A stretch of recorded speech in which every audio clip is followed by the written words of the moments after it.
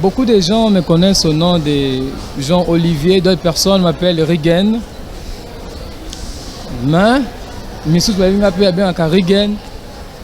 Mais comme on appelle bien Olivier, Jean-Olivier, Olivier Nguesso, tout à Brazzaville comme ça là.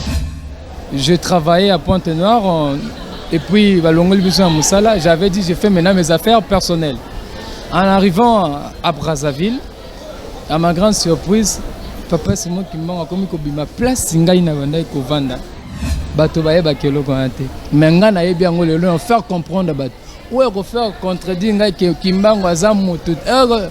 Papa, nguyo yebi ete muta zo bimela nga plein 12 heures. Yo zo bege mutu. Alobi akei. Sikala papa. Mis à plusieurs fois, à 7 fois reprise. 7e fois nde tango insisté. Alobi azobenga ngai na kombo oyo babota ngai. O me pas me. Ba flitiste belé, to yebena bango, to tangina bango. Menga nazai kimbangi sete. Ne bande ko douter pe na makambo pa simo kimbango. Na koma ko sambia na nga si FMC na Congo Brazzaville na Pointe-Noire.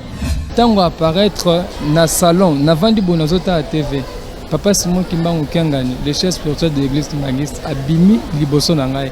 Alobi o me pas me. Naza na posa na yo. Mais la première fois bimela kangai et bangisa kangai. Na tremblé, nazo tremblé, na oko quand même pas otala. Abi naza na posa komona on enkam. Likambo ko chola eza mabe parce que Bible est moko abi ne juger point. Jour nzamba obengo oyebi yango te. Ye moko papa Simon Kimbangu alobi na ngai. Alobi naza na jour o na kozwa bandimi na ngai misusu na bar même d'une manière brutale. Na tomboli akomi kimbangiste maman akomi kosalela nzambe d'une manière fou comme on l'a appelé Rigen. Au moins nga mutu alakisi ngai nzambe Rigen o me pas me. Donc au moins nga mutu asali na yeba nzambe ya bomoi. Témoignage vivant. Donc esengo naza nango. Mutamokila oyo kangango te. Ka Kimbangu ndayebi. Vraiment wana nazo conseiller baninga totia oyo azana muke oza na mbongo na matembele tiango pour que ceux qui construisent kamba bana ya bana na yo bako bénédiction kolanda bango pour que totonga kamba centenaire ya église Kimbangiste. Eza azarte. Eza qui proclamer que RDC en 2021 et kozwa Union africaine et diriger yango. Et puis Nzamba tindel biso président wa yebi Nzambe. Jour papa Félix Tshilombo azwa ki pouvoir alobaki na tomboli mboka ona maboko ya nani ya Nzambe pe akendaki na nkamba Yerusalem pona okota na yeme SKK pour que pesa o esengeli ata mokile yoloba gauche droite oyo boy akendaki pa yeme ayebi loko solo ya na anyati mabele tango zongi tout ce qu'il fait grâce sur grâce. Bonjour.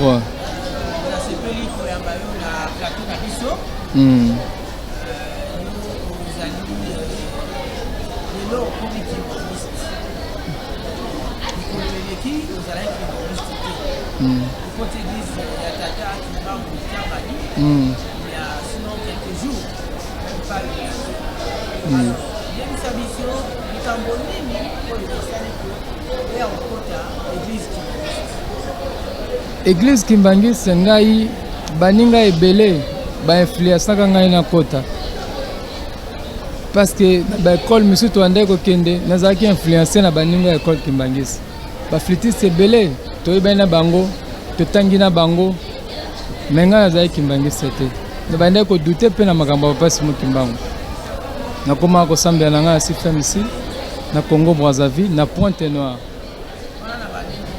na année 2017, 16 et 15. Et un jour, Nabina Sala voyage, Naya na Brazzaville, na Longue Pointe-Noire, na mois de décembre.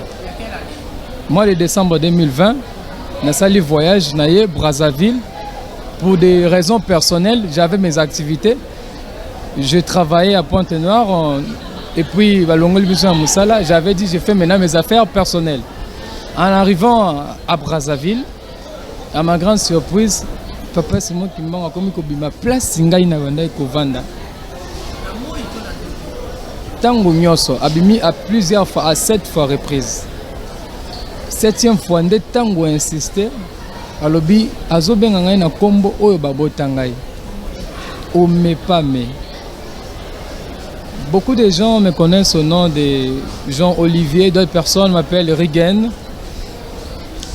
Mais Missou Balinga pe bien ka Rigen. Mais kombo na ngape Missou bien Olivier, Jean Olivier, ba Missou anomanga Olivier Ngeso tout à Brazzaville comme ça là. Tel que tant tozalaki na ba église il y a des réveils. Maintenant, tango apparaître na salon, na vandi bonazota à TV. Papa Simon Kimbangu Kengani, le chef spirituel de l'église Kimbangis, abimi liboso na ngai. Lobi Omepame. Naza na posa na yo. Mais la première fois bimela kangai et bangisa kangai. Na tremblé, nazo tremblé, na oko quand même pas otala. Abi naza na posa komona on enkam. Na bi na yo sala nini. Nga sambela sifo. Na yo sala. Ah, tozo sola dialogue net ngala tozo sola bo. Abi naza na posa mona. Alati safari ka kande alataka. Abi naza na posa mono na nkamba.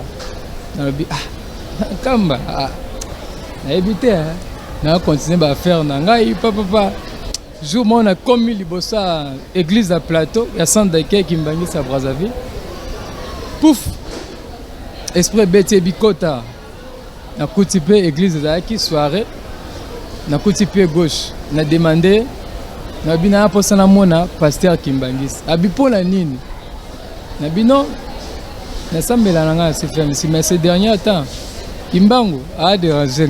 Il faut l'expliquer. Kimbangu a dérangé. Il faut l'expliquer. Déranger. Il faut na mona pasteur Kimbangis n'a expliqué. Avait pas de problème. Na Congo Brazzaville, muta géraka paroisse wana un plateau. Aza mama pasteur. Je le salue à passant na bosani kombo nae. Yé mutayamba kingai mama Francine yé mutayamba kingai alors papa ni nezoleka tokutana d'abord na papa secrétaire on a beteli abi c'est bon nazo memona mon pasteur ya mbingai alobi papa na osepela message est très capital donc lobby tek na kendaka vendredi abi lobby samedi yaka na église à Tongo ce qui église à Tongo bimi na na conseiller direct ya chef spirituel bien papa José Diangenda Rigen Aza ici présent à Brazzaville na bi pas de problème pour expliquer témoignage na yo à reçoit décision na bi pas de problème et samedi na Tongo atuna ingai ndenge nini ebande ko se passer na expliquer ndenge nazolo banabino alobi c'est bon eza problème te to reçoit décision et puis te que mokonzi azaliawa vomo lobana epé parce que ça témoignage nde bazwa ki décision kutana mokonzi secrétaire maman Léonie ye muta enregistré ngai zaki deuxième personne au papa recevoir ki na Tongo a recevoir baba musulman moko il peut recevoir ngai motasi FMC le conseil direct à Brazzaville nde ye mutu a yambingai tangu na koti na ba sapata nga zo claquango kana na salon et clac clac clac potoka bi papa pardon longola wata o bombela biso ba karo oko longola ngote na longoli et tangu na koti na bandi ko expliquer na lobby tala ces derniers temps yeah tokutana voilà papa Rigen tokutana na biseta là tout ce temps naza dérangé na Kimbangu alingini nanga alubi formula kanga na kama musika kula like ça la kuna lili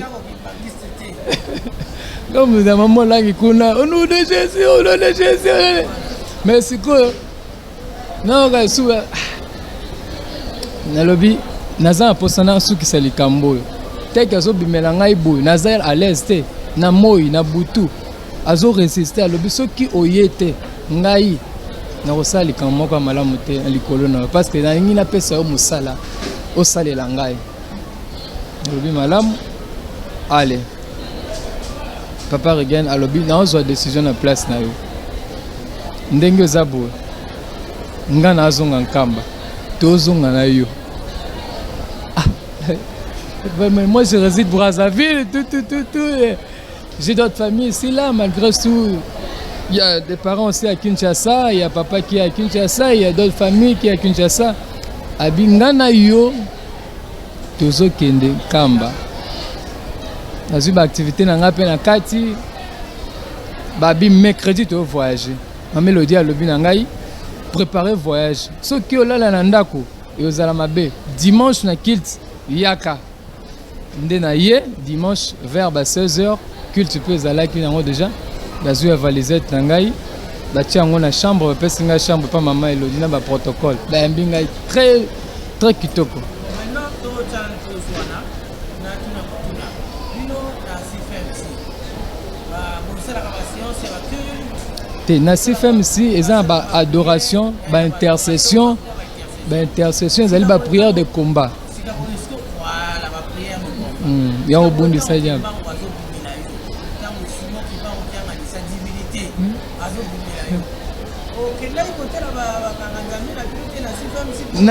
Na hésitaki même pas na ébité esprit nini zo et animé ngai na ke même pas esprit moi ndo tinda ngate na kende donc kilo makolo ko maman kilo pour aller de l'autre côté malama direction comme hôtel la église Kimbangis bana sili sali kambwango la sili sali kambwango nde toyeko na état que mercredi to voyager ba organiser voyage ya batu nyonso et mercredi to voyager to traverser ensemble hein, papa Regen to yé na centre d'accueil na président du collège paix à son âme papa Bionge paix à son âme.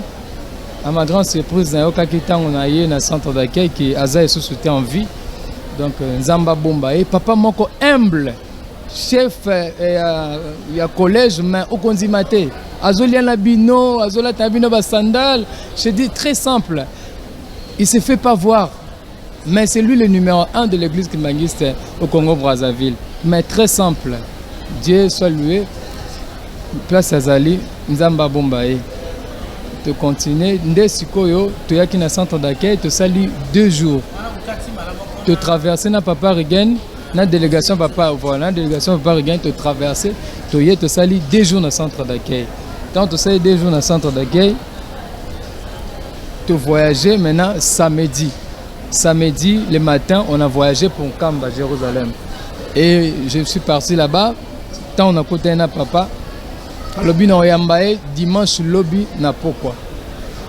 nde voilà après ce programme na oyamba mopaya wana dimanche na pokwa nde dimanche na pokwa après culte j'étais la première personne papa Regen na longolinga na ndako na ye na mitendi on appelle ça mitendi na ngombe Kintsuka voilà longolinga ikuna na jeep ngai na chauffeur to yeti to koti na résidence ya papa akotinga tina kati na lobika 15 minutes papa tala makambo boye abi ngai abi yo moto abi seke tango na ekoki azuma lo babandi koloba pendant 2 heures du temps même service ya ba protocole batuni azo solo na nani wana abandi ko yebisa ngai makambo ya vie na ngai ba vérité ba makambo ya mineno apesi ngai na sala ayebisi ngai vie spirituelle na ngai est tellement très élevée donc il faut nazala nalanda kaka nzela na ye et à ce moment que je vous parle je suis flûtiste aux paroisses de Kankabila c'est là où je joue la flûte et je continue toujours à accéder encore na ba activité en Zambie na s'inscrire déjà aussi na orchestre symphonique kimbangiste parce que conviction ezo matakaka pour ça kimbango esila te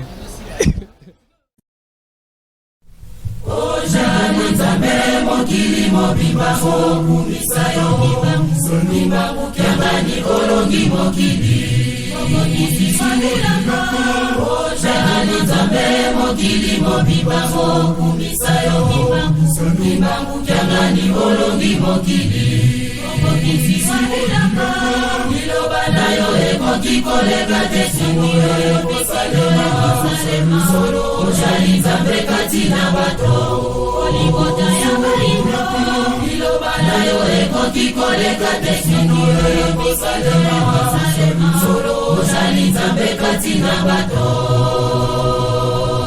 mokili mobimba miso na bango batali na Yerusalemi esika yo nzambe babanzambe osandi elombe na kombo ya simaki baukyangani mokili mososo nete ijali na yo pesa kimya na mabota masoma chali kozuka yo bamona monene na yo basepela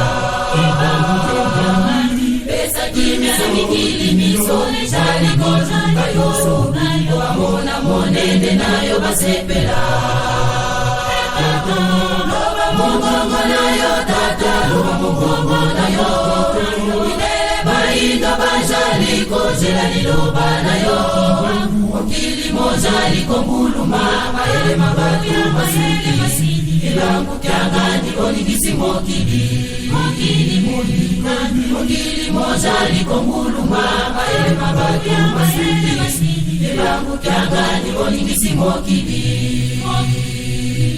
mokili mobimba miso na bango matali na Yerusalemi esika yo nzambe babanzambe osandi elombe na kombo ya simaki baukyangani mokili mososo nete ijali na yo pesa kimya na mabota masoma chali kozuka yo bamona monene na yo basepela kimya mikili misone chali kozuka yo bamona monene nayo basepela loba mungongo nayo tata loba mungongo nayo inele bainga bajali kojela liloba nayo mokili mojali kombuluma maele mabatu masidi ilangu kyangani onigisi mokili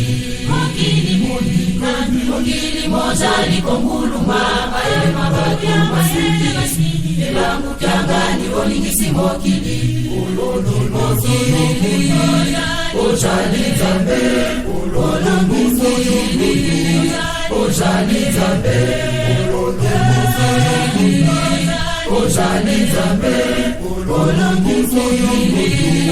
ojali nzambe ojali nzambe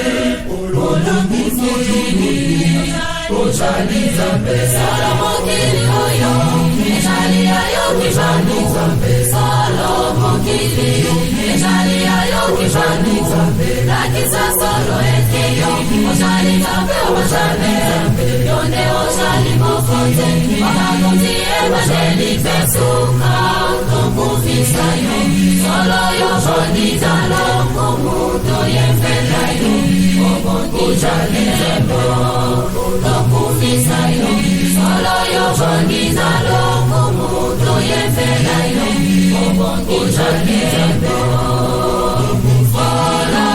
solo ojali mokili solo ojali nzambe solo ojali mokili solo ojali nzambe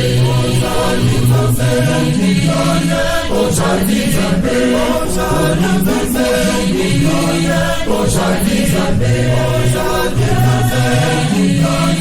ojali nzambe ojali nzambe solo tango ekoki tango ojali nzambe solo tango ekoki tango ojali nzambe abota masomi kili moya koluka kindiana shaka weke omongo tiwa kenya wali kunana shaka kambe fondona solo kamshari fondinga nange mozana ojali nzambe kambe fondona solo kamshari fondinga nange mozana ojali nzambe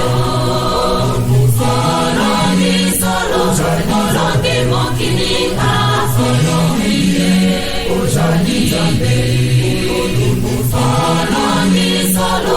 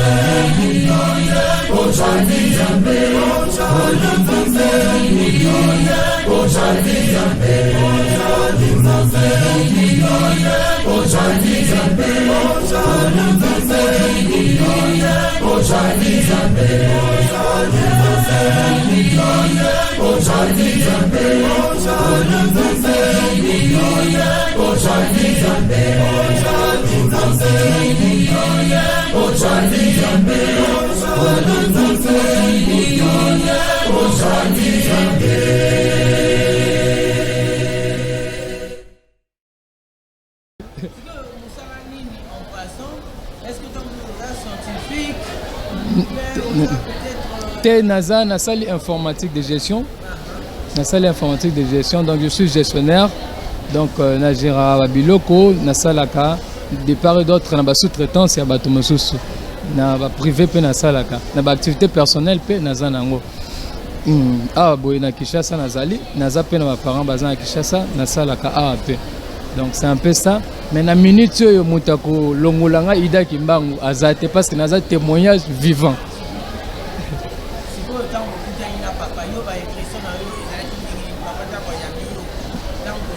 Nazalaki na sentir na kiti que dérangement na zana ngwana ko bimela ala esili ah papa na ebiso na uti ko bela Dieu est grand parce qu'il y a de grandes choses et lingeya na gouvernement où il y a les bonnes choses et lingeya o nzambe soki apamboli yemoko eskaka ekozala bien na lobaki na épée mais diable nga combattre ngai na mukolo boye na bela asthme ebandeni nakesala ba examen belé na butu na lala un samedi de la semaine dernière na lala pe mezunga pe na bili kambo e fona mélanger on anza ba docteur apesi nga ba examen ebelé na dépensé à $60-70 na koti ba radio na bia vana zo résultat wana fona mona mutanda obimelanga na tia l'épreuve.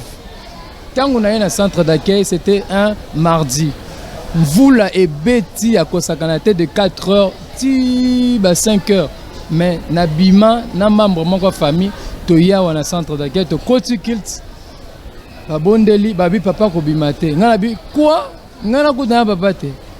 Mais j'ai eu l'opportunité de rencontrer le conseiller direct de papa. Il me connaît. Donc je vais aller là-bas, le supplier pour que écoute un sangala papa parce que j'ai une urgence. Pour moi la vie c'est la mort parce que na souffle na zo ko boy. Ndé na expliquer papa na maladie on a bi ba réponse on a vanga na zongo kimbangu faut allo banane. Et na koti c'était vers 18h toute la journée. Mais voilà. À koti singa kuna papa regagne à koti singa esukuna pour la deuxième fois.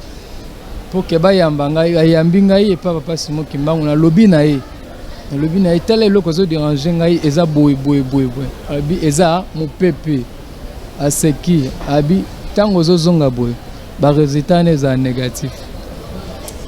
Est-ce qui atira des preuves à bien sont négatif. Ah oh zamba bon moi. Na zonga bo mercredi na zo résultat négatif. Nana asthme te batina nga seul examen asthme ezate. Batuba docteur akamwe. Batina nga seul examen gastrique ezate. Batina nga seul examen ya radio à thorax ezate eloko ezate mais na butu ezaki pema. La commune m'a qui c'est basmatique yana oh non tu prends ça si ça dérange dans la binzambe de face qui na zomba ngote déjà face bizanga mpepe e oleka delende na zolo baboy tanka na zo resitana na no semba mo ke lobi na banda musala pe na zongela de musala na reprendre des services na kepe na sali 2 jours normal na lali pe na butu normal déjà nzamba réparer. Donc Kimbangu oyo koya ko contredire nga Kimbangu azate panangai azan nzambe ya bomoy le Dieu le Saint-Esprit qui est parmi nous parce que la Bible nous parle de la Trinité mais beaucoup de personnes ne discernent pas la Trinité. La Trinité esangisi batomi sato nzambe tata nzambe mwana na nzambe molimo ça veut dire azam moto bato baye bakelo ko ante mais nga na yebi yango lelo faire comprendre bato ouais ko faire contredire nga ke Kimbangu azam moto papa nguyo yebi ete muta zo bimela nga en plein 12 heures yo zo bege mutu alobi akei sikala papa. Merci beaucoup, merci d'être venu à plateau na biso kasi bandi batikali pe bele libanda bako na ba yebi bele na ete tango susu lilo ba yebi bozanga te ona ba wana bako bazanga libanda bako bazanga vraiment vraiment eloko nako conseiller baninga na biso ba chrétien bo minimizaka ba église ya baninga te botalaka okangi monoko jour nzamba ko sala appel na yo ezala journée na yo donc likambo ko tchola eza mabe parce que bible moko abine juger point jour nzamba bengo oyebi yango te ye moko papa Simon Kimbangu alobi na ngai alobi naza na jour o na kozwa bandimi na ngai misusu na bar même d'une manière brutale na tomboli akomi kimbangiste mbamo akomi kosalela nzambe d'une manière fou. Ça c'est lui qui te dit ça. Oui. Qui me dit na kozala jour journée na bandozo bandimi misusu boy d'une manière brutale na bar na ye mbala moko ata na bar na tomboli na préciser ata na bar na tomboli boy ye avandi mbala moko changer vie pour que baye bangai na zainani. Donc likamba Kimbangu pa na nga olobate na yebi oaza